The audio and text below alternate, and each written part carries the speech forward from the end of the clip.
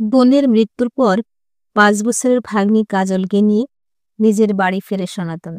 ঘরে ঢুকে স্ত্রী জয়ার প্রবল চিৎকারের সম্মুখীন হয় সে। এই অপয়া অলক্ষী হতচ্ছাড়িটাকে সঙ্গে করে এখানে কেন নিয়ে এসেছো? ওকে তো ওর ঘরেই রেখে আসতে পারতে। আমার সংসারে অলক্ষী আপদটাকে না লেখে চলছিল না বলে কার সঙ্গে পরামর্শ করে এখানে এনেছো? সনাতন জয়াকে বোঝায়, একটু বোঝার চেষ্টা করো তুমি। রিনার মৃত্যুর পর ও বাড়ির কেউ কাজলের দায়িত্ব নিতে চাইছে না। কাজলের বাবা সুরেশ আজ বছর ২ নিখোঁজ। এখন এই মাতৃহীন অনাথ মেয়েটিকে আমি কিভাবে একা ছেড়ে আসি? হাজার হোক, কাজল আমার ভাগ্নি, আমার বোন রিনার শেষ স্মৃতিচিহ্ন। গলাটা কান্নায় বুঝে আসে সনাতনের। আহা, কি বোন প্রীতি রে! আমাদের ৪ জনের অভাবের সংসার, সেখানে আমার একটা পেট বাড়ল। এখন এই অলক্ষী আপদটা আমার ঘাড়ে এসে চাপলো। হায় আমার পোড়া কপাল! জোর জোর কপাল চাপড়ায় জয়া। বাইরে দাঁড়িয়ে কাজল ভাবতে থাকে, মামি অলক্ষী বলছে কাকে? অলক্ষী তো তার মায়ের নাম। মাকে সবসময় অলক্ষী বলে ডাকতো তার ঠাকুমা, পিসি, জেঠি সবাই। কিন্তু অলক্ষী তো মরে গেছে, এখানে অলক্ষী আসবে কোথা থেকে? পায়ে পায়ে মামির কাছে গিয়ে এসে জিজ্ঞাসা করে, ও মামি, তুমি কাকে অলক্ষী বলছো গো? আমার মা অলক্ষী তো মরে গেছে। বিরক্ত জয়া চিৎকার করে, কাকে আর বলবো? তোকে বলছি, হতভাগী পোড়ামুখী। সংসারে তুই তো মূর্তিমান অলক্ষী। তোর মুখ দেখে তোর বাপ বিভাগী হয়ে বাড়ি ছেড়েছে। এখন তোর মাটাও মরে গেল। নিজের বাপ মাকে খেয়ে এখন আমার সংসারে এসেছিস। তোর সাথে সাথে আমার সংসারেও আজ অলক্ষী প্রবেশ করেছে। মামির কথা শুনে হাসে কাজল। আমি কেন অলক্ষী হব মামি? অলক্ষী আমার মায়ের নাম। সবাই মাকে অলক্ষী বলে, কিন্তু সে তো মরে গেছে। আমার নাম কাজল। বাচ্চা মেয়েটার মুখে একথা শুনে জয়া পুরো স্তম্ভিত হয়ে যায়। মামা বাড়িতে কাজলের প্রিয় বন্ধু সাথী, মামার মেয়ে লক্ষ্মী। লক্ষ্মী কাজলের থেকে মাস ৬ বড়। মাতৃহীন কাজলকে সে নিজের বন্ধুত্ব ও ভালোবাসা দিয়ে বুকে টেনে নিয়েছে। এখন অবশ্য কাজলকে কেউ কাজল বলে ডাকে না। জয় শুনে শুনে পাড়া প্রতিবেশীরা, পাড়ার সমবয়স্ক ছেলেমেয়েরা সবাই কাজলকে ডাকে অলক্ষী বলে। ২ বোনের ২ নাম, লক্ষ্মী ও অলক্ষ্মী। এতে অবশ্য কাজলের ভালোই হয়েছে, ২ বোনের নামে মিল আছে যে। মামা শুধু মাঝে মাঝে আদর করে ডাকে কাজুমা।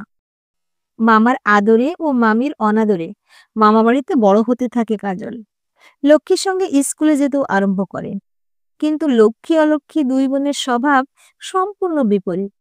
বড় বোন লক্ষ্মী বাবা মায়ের কাছে চুপচাপ শান্ত, কিন্তু ভেতরে ভেতরে প্রচন্ড দুষ্টু। পাড়ায় স্কুলে সে বন্ধুদের দলের সর্দার। মাকে ফাঁকি দিয়ে মিথ্যা কথা বলে বন্ধুদের বাড়িতে অবলীলায় রয়ে যায়। ক্লাসের স্যারদের হোমওয়ার্ক সব অলক্ষীকে দিয়ে করায়। তাছাড়া সে যেমন মুখরা তেমনই সাহসী। অপরদিকে অলক্ষী ভীষণ লাজুক, মুখচোরা। বাড়িতে লক্ষ্মী পড়াশোনার নাম করে মোবাইলে ব্যস্ত থাকে, শুয়ে বসে থাকে। অপরদিকে অলক্ষীকে মামির সাথে সাথে বাড়ির সব কাজ করতে হয়। লক্ষ্মী অবশ্য বোনকে অনেক বুঝিয়েছে, তুই একটা গাধা, সবসময় মায়ের সব কথা শোনার দরকার নেই।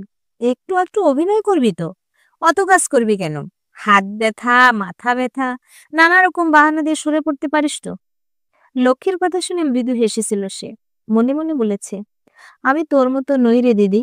আমি জানি আমি এই বাড়িতে আশ্রিত। মামি দয়া করে আমাকে বাড়িতে রেখেছে, মামা কষ্ট করে আমাকে পড়াচ্ছে। আমারও তো উচিত বাড়ির কাজে কিছুটা করে সাহায্য করা। মামির তো বয়স হচ্ছে, কাজ করতে কষ্ট হয়, আমি যতটা পারি সাহায্য করে দিই। উচ্চ মাধ্যমিক পরীক্ষার পর লক্ষ্মী ও অলক্ষ্মী ২ বোনই কলেজে ভর্তি হয়। যার অবশ্যই ইচ্ছে ছিল না কাজলকে কলেজে পড়াবার, কিন্তু সনাতনের যুক্তির কাছে হার স্বীকার করতে সে বাধ্য হয়। দেখো জয়া, কাজল মাধ্যমিক পাশ করার পর থেকে ঘরে দুটো ব্যাচে সকাল সন্ধ্যা টিউশন পড়িয়ে নিজের পড়ার খরচ চালাচ্ছে, তোমার ঘরের কাজে সাহায্যও করছে। এরপরও উচ্চ মাধ্যমিকে লক্ষ্মীর থেকে অনেক ভালো রেজাল্ট করেছে। উচ্চ মাধ্যমিকে কাজল ফার্স্ট ডিভিশনে, লক্ষ্মী সেকেন্ড ডিভিশনে পাশ করেছে। লক্ষ্মী কলেজে ভর্তি হলে কাজল হবে না কেন বলতে পারো? আর ওর পেছনে তো টাকা খরচ করতে হচ্ছে না তোমাকে। এবছর থেকে কাজল মুখার্জি বাবুর ৩টে নাতি নাতনিকে পড়াবে। ওরা ইংরেজি স্কুলে পড়ে। মুখার্জি বাবু প্রতি মাসে ৩,০০০ টাকা কাজলকে দেবেন বলেছেন। এতে কাজলের পড়ার খরচ উঠে যাবে। তুমি আর না করো না। সবই বোঝে জয়া। মাতৃহীন অলক্ষ্মীকে মনে মনে ভালোবাসে। নামে অলক্ষ্মী হলেও স্বভাবে, চরিত্রে, সহানুভূতিতে, সহমর্মিতায়, দয়া, মায়া, ভালোবাসায় মেয়েটা যে কতটা লক্ষ্মী সে খুব ভালো বুঝতে পারে। তার মাতৃহৃদয়ে বোঝে, বিয়ে করে যার বাড়িতে যাবে, যার স্ত্রী হবে অলক্ষ্মী, সে খুব সুখী হবে। তুলনায় নিজের মেয়ে লক্ষ্মী একটু স্বার্থপর, আত্মকেন্দ্রিক। কিন্তু লক্ষ্মী নিজের রক্ত, নিজের সন্তান। তাই অলক্ষ্মীর সদ্গুণগুলো দেখে ভিতরে ভিতরে আরো জ্বলে ওঠে জয়া। অলক্ষ্মীকে কথায় কথায় বিদীর্ণ করে দেয়। আর সবকিছু মুখ বুজে সহ্য করে অলক্ষ্মী নামের হতভাগ্য মেয়েটা। মাথার বালিশ, চোখের উষ্ণ জল প্রবাহকে শুষে নেয়। কলেজে লক্ষ্মী সে প্রজাপতির মতো উড়ে বেড়ায়। একাধিক গুণমুগ্ধ জোটে তার। নিজের ইচ্ছে মতো ক্লাস করে। পড়াশোনার ব্যাপারে সব সাহায্য অলক্ষ্মীর কাছ থেকে নেয়। দুজনেই ইংরেজি অনার্সে ভর্তি হয়েছে। মন দিয়ে পড়াশোনা করে অলক্ষ্মী। তাকে যেভাবেই হোক নিজের পায়ে দাঁড়াতে হবে। কলেজ শেষে ইংরেজি অনার্সে ফার্স্ট ক্লাস পায় অলক্ষ্মী। আর লক্ষ্মী কোনো রকমে পাশ করে। লক্ষ্মী অলক্ষ্মী দুই বোনে দেখতে সুন্দর। তাই দুজনের জন্যেই সনাতনের বাড়িতে সম্বন্ধ আসতে আরম্ভ করে। তবে এ ব্যাপারে জয়া নিজের সিদ্ধান্তে অনড়। নিজের মেয়ের লক্ষ্মীকে সে ভালো পাত্রে, ভালো ঘরে সমর্পণ করবে। আর অলক্ষ্মীর জন্য সে পাত্র ঠিক করে রেখেছে। পাশের গ্রামের রেশন ডিলার গদাধর নন্দীর ছেলে শ্যামল নন্দী। শ্যামলের অবশ্য একবার বিয়ে হয়েছিল, কিন্তু অষ্টমঙ্গলায় বাপের বাড়ি গিয়ে তার বউ প্রেমিকের সাথে পালিয়ে গেছে। কাজলকে শ্যামলের ভারী পছন্দ। এ কথাটা জয়া জানে। তাই সে ঠিক করেই রেখেছে শ্যামলের সঙ্গে অলক্ষ্মীর বিয়ে দিয়ে দেবে। শ্যামলরা বড়লোক। বিনা পণে বিয়ে হবে অলক্ষ্মীর। আর শ্যামলের বাড়িতে থাকা, খাওয়া, পড়ার কখনো কোনো অভাব হবে না তার। অলক্ষ্মী মামা মামির কাছে অনেক কান্নাকাটি করেছিল এমই পড়ার জন্য। তবে এবার তার মামা মামি কেউই রাজি হয়নি। উপরন্তু তারা ঠিক করেছে লক্ষ্মীর বিয়ে দিয়েই অলক্ষ্মীর বিয়ে দেবে। নদিয়ার পলাশীপাড়া থেকে লক্ষ্মীর জন্য একটা সম্বন্ধ আসে। পাত্র উচ্চ মাধ্যমিক স্কুলের ইংরেজি শিক্ষক। পাত্রের বাবা মা তাদের একমাত্র ছেলের জন্য সুন্দরী, সুশ্রী, শিক্ষিত, ঘরোয়া, ভদ্র পাত্রী খুঁজছেন। তাদের কোনো দাবি দেওয়া নেই। ঘটকের মারফত আসা এত ভালো সম্বন্ধটা লুফে নেয় সনাতন জয়া। নির্দিষ্ট দিনে পাত্র দেবেশ ও তার বাবা মা, পিসিমা, পিসেমশাই সবাই সনাতনের বাড়ি আসেন। গ্রামে সনাতনের মাটির ২ কামরা কোঠা বাড়ি।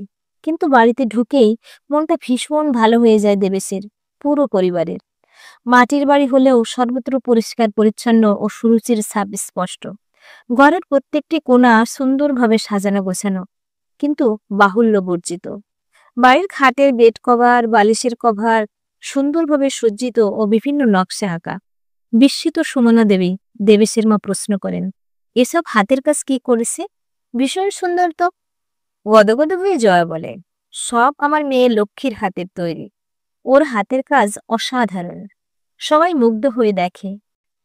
এরপর একে একে বাড়িতে বানানো আম পোড়ার শরবত, সিঙ্গারা, নিমকি, নারকেল নাড়ু, তিলের তক্তি, সাথে নানা রকমের মিষ্টি আসে। তারপর জলখাবারে সুন্দরভাবে বানানো রাধাবল্লভী ও নারকেল দিয়ে বানানো ছোলার ডাল। সনাতন বলে, আপনারা নিশ্চিন্তে খাবারগুলো সব খান। সব বাড়ি তৈরি, সবকিছু আমার। সনাতনের মুখের কথা কেড়ে নিয়ে জয়া তাড়াতাড়ি বলে ওঠে, সবকিছু আমার মেয়ে বানিয়েছে। আমার মেয়ে সর্বগুণ সম্পন্ন। নামেও লক্ষ্মী, কাজেও লক্ষ্মী। সবাই সব খাবার চেটেপুটে তৃপ্তির সঙ্গে খায়। এরপর লক্ষ্মী আসে। সুন্দরী লক্ষ্মীকে দেখে দেবেশের পরিবারের সকলের পছন্দ হয়ে যায়। সুমনা দেবী বলেন, লক্ষ্মীর মতো লক্ষ্মীমন্ত মেয়েকে আমাদের খুব পছন্দ হয়েছে। তবে দেবেশের লক্ষ্মী দুজনে একটু আলাদাভাবে কথা বলো। বিয়ের পর তো ওরা দুজন একসঙ্গে থাকবে। লক্ষ্মী দেবেশকে নিয়ে তাদের বাড়ির পিছনে সবজি বাগানে নিয়ে আসে। বাড়ির পিছনে অনেক সবজির গাছ লাগিয়েছে সনাতন জয়া। মামা মামির সাথে অলক্ষ্মীও গাছগুলোর পরিচর্যা করে। সেখানে বাড়ির পুজোর জন্য ৫-৬ রকমের জবা ফুলের গাছ লাগিয়েছে সে। লক্ষ্মীদের বাড়ির পরিবেশ দেখে মুগ্ধ দেবেশ বলে, আপনাদের বাড়ির পরিবেশ খুব সুন্দর। এত সুন্দর টাটকা সবুজ সবজি দেখে আমার খুব ভালো লাগছে। আচ্ছা লক্ষ্মী, আমাকে আপনার পছন্দ হয়েছে? এতক্ষণে কথা বলার সুযোগ পেয়ে হাঁপ ছেড়ে বাঁচে লক্ষ্মী। কোন রকমের ভনিতা ছাড়াই বলে, না দেবেশবাবু, আপনাকে আমার পছন্দ হয়নি। কলেজ জীবন থেকেই আমার অর্পণের সঙ্গে প্রেম। নেসারা এখনো চাকরি পায়নি বলে বিয়ে করতে পারছে না। বাবা মায়ের চাপে আমি আপনাদের সামনে বসতে বাধ্য হয়েছি। তবে আপনাকে আমি বিয়ে করতে পারবো না। বিয়ে আমি অর্পণকেই করব। ওকে আমি ভালোবাসি যে। আর আপনি বা আপনার বাবা মা যেরকম লক্ষ্মীমন্ত মেয়ে চাইছেন, আমি তেমন নই। আমি রাখতেও জানি না, ঘর সাজাতেও জানি না, আর চুপচাপ থাকতেও পারি না। আমি পরিষ্কার স্পষ্টভাবে কথা বলি। বাইরে আমার মা আপনাদের আমার সম্বন্ধে যা বলেছে সব মিথ্যা। বাড়িঘর দূর সব অলক্ষীর সাজানো। বাইরের ঘরের অত সুন্দর হাতের কাজগুলো সব অলক্ষীর। সিঙ্গাড়া, নিমকি, আপনাদের এতজনের জল খাবার, এমনকি আপনাদের দুপুরের খাবার সব অলক্ষীর বানানো। আর বাড়ির এসব সবজি বাগান, ফুল গাছ সব অলক্ষীর হাতে তৈরি। আমার এতে কোনো অবদান নেই। লক্ষ্মীর তো সোজাসাপটা কথা শুনে একটা শুকনো ঢোক গিলে দেবেশ বলে, অলক্ষীকে? অলক্ষী? এ আবার কি ধরনের নাম? ওমা, আপনি তো অলক্ষীকে দেখেননি। আসলে মা ওকে বারণ করে দিয়েছে আপনাদের সামনে বের না হতে। তাছাড়া সকাল থেকে বেচারা রান্নাঘরে আপনাদের খাবার আয়োজনে ব্যস্ত। আচ্ছা, আপনি এখানে 1 মিনিট অপেক্ষা করুন, আমি আপনাকে অলক্ষীকে দেখাচ্ছি। দ্রুত দৌড়ে ঘরে ঢুকে লক্ষ্মী। কিছুক্ষণ পর একটা পাতলা ছিপছিপে মেয়েকে টানতে টানতে দেবেশের সামনে হাজির করে। তারপর বলে, দেবেশবাবু, এই হলো অলক্ষী। বাবা মায়ের দেওয়া নাম কাজল, কিন্তু 5 বছর বয়স থেকেই পিতৃমাতৃহীন অনাথ। এটা ওর মামা বাড়ি। এ বাড়িতে ও আশ্রিত এবং সকলের ভালোবাসায় অলক্ষী নাম পেয়েছে। লক্ষ্মীর কথার মাঝে তাকে থামায় অলক্ষী। চুপ কর দিদি, উনি কি ভাববেন? দেবেশের দিকে তাকিয়ে বলেন, সরি দেবেশবাবু, দিদির কথায় কিছু মনে করবেন না। আমি এ বাড়িতে আশ্রিত কেন হব? মামা মামিমা আমাকে ভীষণ ভালোবাসে। লক্ষ্মীর চেয়েও দেখতে সুন্দর কাজলের দিকে অবাক হয়ে তাকিয়ে থাকে দেবেশ। কি সুন্দর মায়া জড়ানো দু চোখ। খুব সাধারণ একটা সুতির শাড়ি পরা, চুলগুলো এলো খোপা করে বাঁধা। রান্নাঘরের আগুনের তাপে ফর্সা মুখটা ঈষৎ লালচে। কপালে বিন্দু বিন্দু ঘাম ফুটে আছে। মুগ্ধ হয়ে দেখে দেবেশ। এমন সুন্দর মেয়ের নাম অলক্ষী? দুপুরে ভাত খেতে বসে দেবেশের পরিবার রান্নার উচ্ছ্বসিত প্রশংসা করে। জয় গদগদ ভাবে বলেন, সব আমার মেয়ে লক্ষ্মী রেঁধেছে। এই মহিলার মিথ্যাচারে রাগে মাথাটা গরম হয়ে যায় দেবেশের।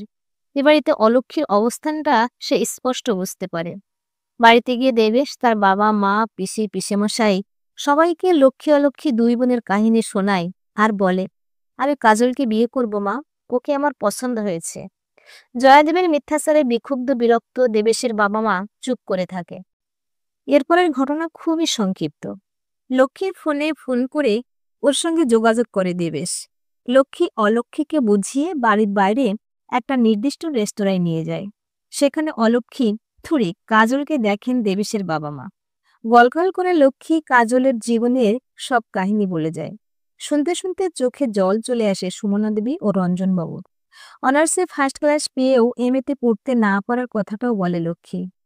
এরপর লক্ষ্মীর ঘটকালিতে দেবেশ ও কাজলের অনেকবার দেখা সাক্ষাৎ হয়। বারবার দেবেশকে দেখে ওর সাথে কথা বলে দেবেশকে ভালো লাগতে আরম্ভ করে তার। দেবেশের প্রেমের প্রকাশ বিয়ের প্রস্তাব প্রত্যাখ্যান করতে পারে না। চিরদুঃখিনী কাজলের মনে একটা ভালোবাসার সংসার পাওয়ার ইচ্ছে তৈরি হয়। সুমনা দেবী, রঞ্জনবাবু দুজনে পুনরায় লক্ষ্মীদের বাড়িতে গিয়ে কাজলের সঙ্গে দেবেশের বিয়ে ঠিক করেন।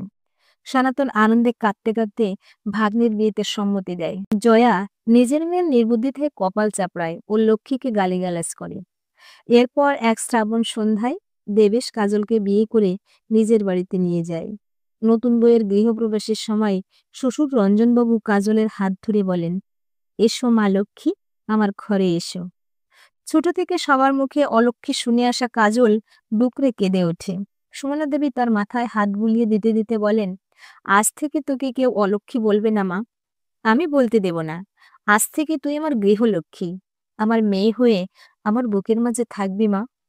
বিয়ের পর থেকে অলক্ষ্মী নামে কেউ ডাকে না তাকে। সুমনা দেবী, রঞ্জনবাবু দুজনেই মামুনি বলে। আর দেবেশ তো কাজল কাজল বলে পাগল। কাজলকে বিশ্ববিদ্যালয় ইংরেজিতে এমএ কোর্সে ভর্তি করে দিয়েছে সে। এখন শুধু মাঝে মাঝে লক্ষ্মী ফোন করে জ্বালায়, কিরে অলক্ষ্মী, কেমন সংসার করছিস? এই ঘটককে ভুলিস না সোনা। তোর বরকে বলিস ঘটক বিদায়টা যেন ভালোভাবে করে। মৃদু হাসে কাজল। দিদিকে কিভাবে ভুলবে সে? লক্ষ্মী দিদির লক্ষ্মী হাতের ছোঁয়ায় এত সুন্দর সাজানো সংসার সে পেয়েছে। তাই ফোনে সে দিদিকে বলে, আমি তোকে খুব ভালোবাসি লক্ষ্মী দিদি। কাজলের সুখী গলাটা শুনে লক্ষ্মীর খুব ভালো লাগে। এভাবেই চলতে থাকে লক্ষ্মী অলক্ষ্মী দুই বোনের জীবনের গল্প। প্রিয় ভিউয়ার্স, এতক্ষণ সাথে থেকে গল্পটা শোনার জন্য অশেষ ধন্যবাদ। গল্পটা ভালো লাগলে একটা লাইক, কমেন্ট ও শেয়ার করতে পারেন। আর পরবর্তীতে এরকম আরো সুন্দর সুন্দর গল্প শোনার জন্য আমার চ্যানেলটা সাবস্ক্রাইব করে পাশে থাকুন। ধন্যবাদ।